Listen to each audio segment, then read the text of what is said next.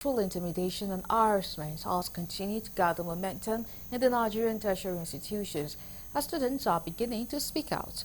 This has generated concerns from different quarters and informed various initiatives being deployed by individuals, group, government and institution to combat the scourge.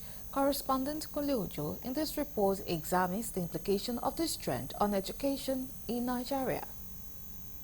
Some Nigeria's higher institutions of learning have recently been immersed in accusations and counter-accusations of sexual harassment between lecturers and students. This act, which stands condemned, has led to many female students being oppressed, demeaned and frustrated for not giving in, and as a result, many have left one institution to another or remained in the institution, spending more years than usual. Recall the alleged sexual harassment by the Dean, Faculty of Law of the University of Calabar, Professor Ziri Ndifo. Similarly, the student of Nnamdi Azikiwe University staged a protest over alleged sexual harassment and intimidation. As we know that ICPC has recently arraigned some people in court. One of them facing trial now is a professor of law. And also previously, there's also a professor who was arraigned, convicted and sentenced for sexual harassment in one of the universities in this country.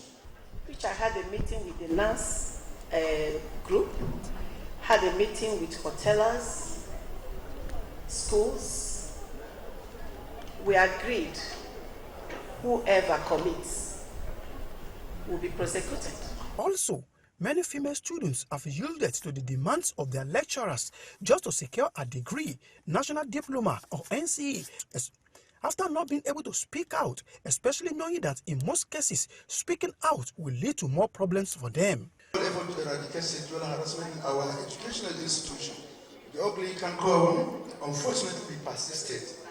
Therefore, call on stakeholders to step up their game in order to eradicate these deadly biases from our institution of learning. Yes, there are challenges. First of all is the issue of people to speak up, because the students up to now, they feel that there is no much protection for them to speak up. So that's why we are encouraging them. Whenever there is this issue of allegation of sexual harassment, they should speak up. Although very many human rights groups and bodies have stepped up campaigns against the unfortunate incident, which is becoming a norm in our every tower, what then should be the role of government agencies saddled with the responsibilities of protecting innocent students? Is there any role for the society itself in curtailing the spate of sexual harassment and intimidation in tertiary institutions in Nigeria?